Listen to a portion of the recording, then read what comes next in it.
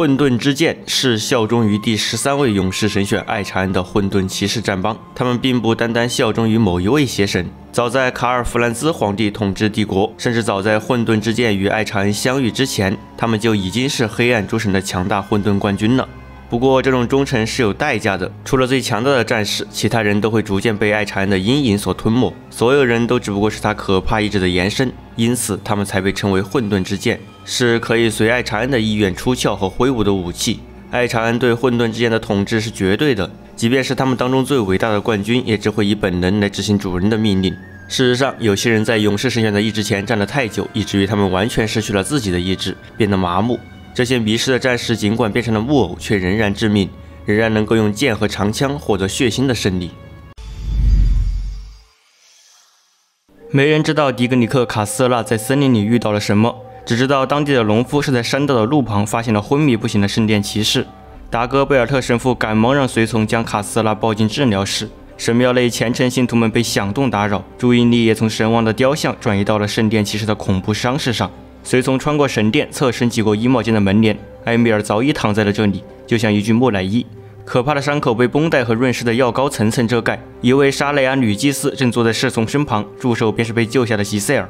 神父和随从分别按住骑士的头和身体，因为阿拉贝拉祭司准备拔出那颗嵌入头骨的碎片。但就算神父和小修女合力按住骑士头部，女祭司也无法取出万魔岩的碎片，因为她已经深深刺进了头骨，并且牢牢地嵌在里面。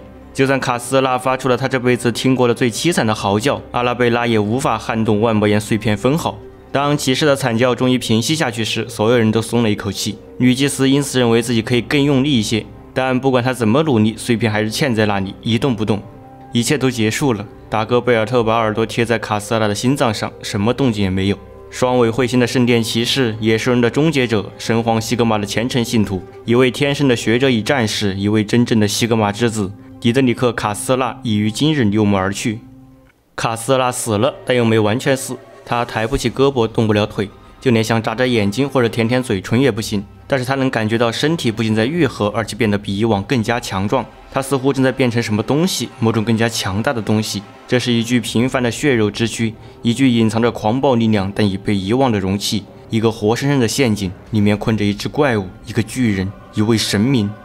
只有万魔岩碎片所带来的疼痛，才能将卡斯特拉从幻境中拉回。卡斯特拉听到一声呻吟，在救济院马车另一侧的病床上还躺着一个人。圣殿骑士无法转过头去看看对方是谁，但他知道那应该就是他的侍从埃米尔。和卡斯特拉一样，埃米尔的伤病让他不得不前往阿尔道夫，到莎莱亚神殿寻求治愈之法。但侍从的呻吟却是某种介于痛苦和疯狂之间的声音。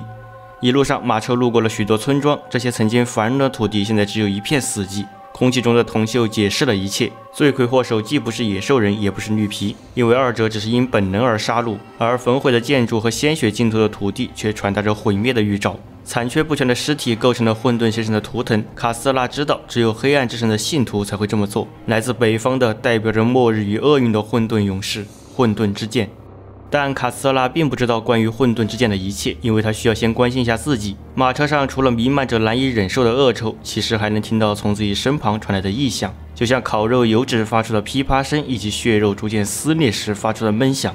突然，埃米尔的声音戛然而止。骑士瞥见侍从那层层的绷带之下，似乎有什么东西在蠕动，就像一条即将蜕皮的蟒蛇。那个曾经名为埃米尔的东西开始移动，低吼声逐渐靠近。他现在只想将圣殿骑士的肉体吞噬殆尽。侍从那被撕咬过的血肉在快速腐烂，而他那扭曲肿胀的胸口则长出了一只没有毛发也没有眼睛的狗头。那东西慢慢伸出不断生长的脖子，狰狞的脑袋向圣殿骑士的方向用力嗅闻，随后对他咆哮起来。犬牙交错的下颚留下唾液，但这不过是混沌之力对自然生物的扭曲模仿。当初那些死狗用他们那充满腐败的唾液感染了这个男孩，混沌卵蠕动着想要占据圣殿骑士的血肉。卡斯特拉刚要把手挡在中间，却突然停了下来，因为当他听到床边传来铁链的当啷声时，他意识到自己并没有再度瘫痪，而是被囚禁住了。他的手腕上戴着手铐，中间连着粗大铁链，而侍从那不断流淌变化的身体就像肉泥一般挣脱了束缚。卡斯特拉猛击马车边栏，吸引着神父二人的注意。吉塞尔震惊地看着眼前的混沌卵，达戈贝尔特神父则从吉塞尔手中夺过十字弩，努力拉起弩机。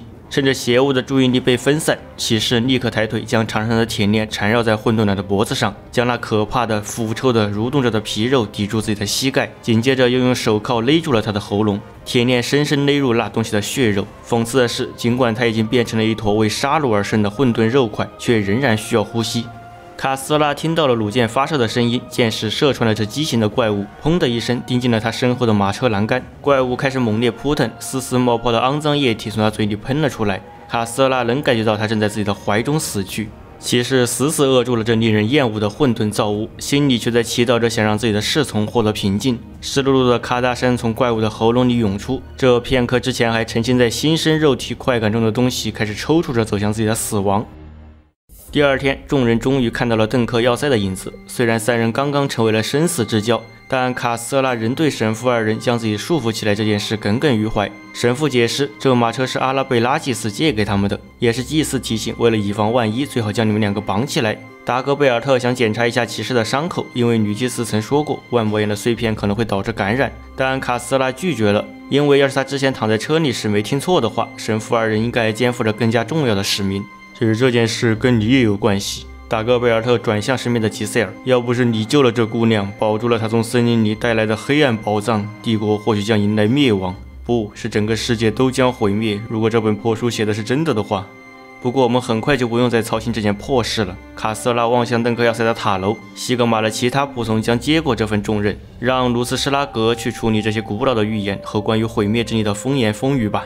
但随着马车拐过路口，要塞的高墙与地上的尸体一同出现在了三人眼前。要塞的大门并没有关闭，它就那样敞开着。门房的塔楼上没有哨兵，城墙上的弓箭手也不见了踪影。卡斯拉引导奥伯伦穿过地上的尸体，马蹄在旅者和商人之间穿梭，随后又是米登领士兵蓝白相间的制服。行省部队、驻军哨兵、弓箭手和戟手全部密丧当场。尸体没有被巫术玷污或腐化的迹象，也没有被杀人成性的疯子们刻上记号或劈砍到血肉模糊。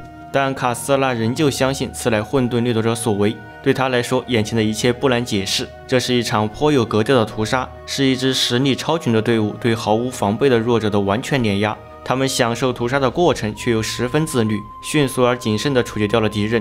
卡斯拉回想起之前那些被毁灭的村镇，感受到了与之相同的专注与残忍。卡斯拉转向远处的要塞大门，他之前因瘫痪而变得十分敏锐的听觉正在警告危险的来临。马，健壮的战马，就像奥伯伦一样，装备着板甲与马铠，18匹，不对，是20匹。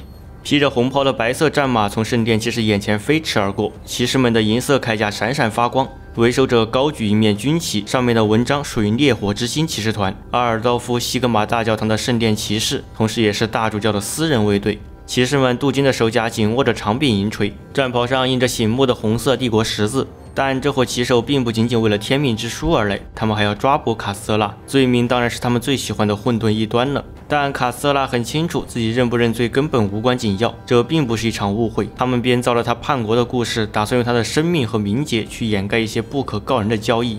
如果非要说神王有什么缺点的话，那就是他把帝国托付给了这群愚蠢的傻逼。这些人会为了一己私利抛弃自己的信仰，大多数牧师和军人都很清楚这一点。但今天的抓捕绝非是一场误会，大主教才不会因为子虚乌有的事情就派20名最优秀的圣殿骑士来外省对他进行抓捕。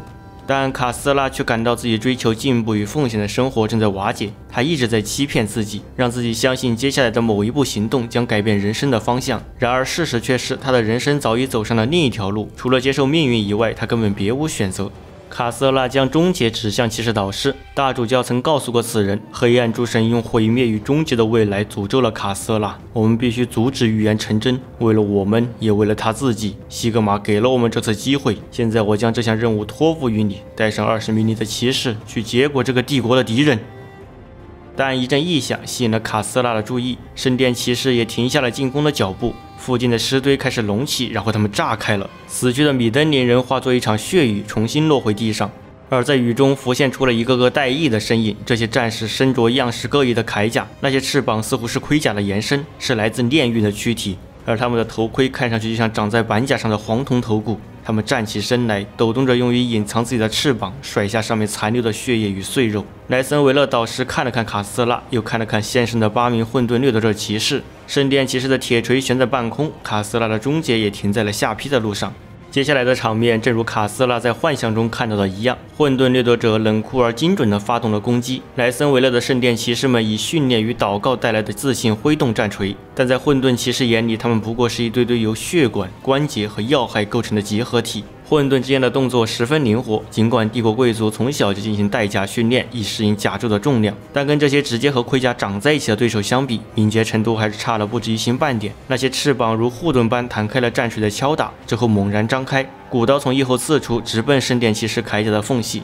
两位火星骑士从右侧冲向卡斯特拉，突然冲在最前面的骑士倒下了，一名混沌战士从他身后扑来，用重骨大刀砍下了他的一条腿。第二位骑士则被另一名混沌战士侧身撞飞，那怪物追上去，伸出双翼裹住对手。卡斯特拉转向刚刚拯救了自己的2名掠夺者骑士，等待着死亡的降临。然而他得到的却是冷漠的回应：“跟我打！”他朝混沌的战士们喊道。他跑向第一个，但对方只是后退，甚至没有抬起骨刀或翅膀来防御。你们在干什么？我是你们的敌人！卡斯特拉再次冲上去，斩断了一把骨刀。掠夺者再次后退，他的骷髅头盔低垂着，一副对圣殿骑士卑躬屈膝的样子，同时伸手从骨印里抽出了一把较短的骨刀。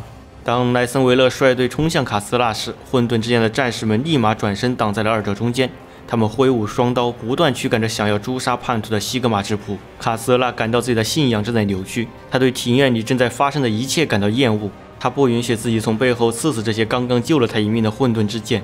卡斯拉环顾四周，意识到掠夺者骑士们已经形成了一条以他为中心的弧形防线，阻止着虔诚的火星骑士们靠近他。卡斯拉心里很不是滋味，他知道如果没有这些怪物，自己就会被大主教派来的重甲骑士当场锤死。他想活下去，而在混沌的帮助下，他能活下去。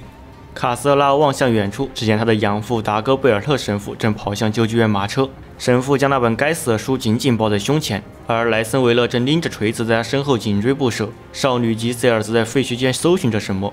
把它给我！莱森维勒拽着神父的衣领对面咆哮。达戈贝尔特开始和比自己强壮得多的骑士周旋，莱森维勒一锤将车头砸成了碎片，他凶残地向神父不断挥舞着武器。第二击砸坏了马车车闸，紧接着又粉碎了侧栏。但由于只能单手持握长柄战锤，再加上这胖子异常灵活并不断挣扎，骑士导师难以控制锤击的落点。莱森维勒气得大吼一声，但卡斯特拉却没能赶到，他还在试图穿过散乱的队伍，一人一马不断闪避着铁锤挥出的弧线，挥剑驱赶着不断试探的敌人。但吉塞尔已经跑到了骑士导师身后，放开他！姑娘喊道。莱森维勒只是耸了耸肩，然后转身一把扯住了女孩的头发，拽着见习修女的头就往马车上撞。骑士导师拎着他四处乱砸，耳边传来咔嗒咔嗒的声音。他忽然意识到，这声音来自某种机器，而非女孩娇嫩的骨头。吉塞尔刚刚一直将从礼拜堂废墟里找到的十字弩藏在身后，现在他扣动了扳机，发出了一声巨响和一声叹息。在如此近的距离内，弩箭直接贯穿了骑士的小腹。莱森维勒捂着肚子，踉踉跄跄地向后退去。他的护甲在公路面前并没有发挥任何作用。这不是西格玛为我安排的命运。我们也一样。达戈贝尔特表示同情。神父刚打算去宽慰一下这个将死之人，忽然一个硕大的黑影裹挟着飓风从他面前一闪而过。卡斯特拉骑着奥伯伦径直冲向躺在地上的莱森维勒，直接纵马踏了上去。火星骑士导师被箭中的马蹄踩得粉身碎骨，血肉横飞。圣殿骑士牵着缰绳让奥伯伦转着圈踩，然后才发现达戈贝尔特和吉塞尔正目瞪口呆地盯着自己。卡斯特拉带领着二人驾车驶出了要塞大门，沿着大路离开了被摧毁的邓克要塞。他能听到混沌之剑仍然在屠杀群龙无首的骑士，就像他们先前杀戮要塞守卫和村庄平民一样。当他骑过马车敦促达戈贝尔特跟上时，圣殿骑士不禁感慨自己其实是在逃避，通过将西格玛与混沌的战士抛在身后来试图摆脱自己的过去和命中注定的未来。但接下来他们又该何去何从？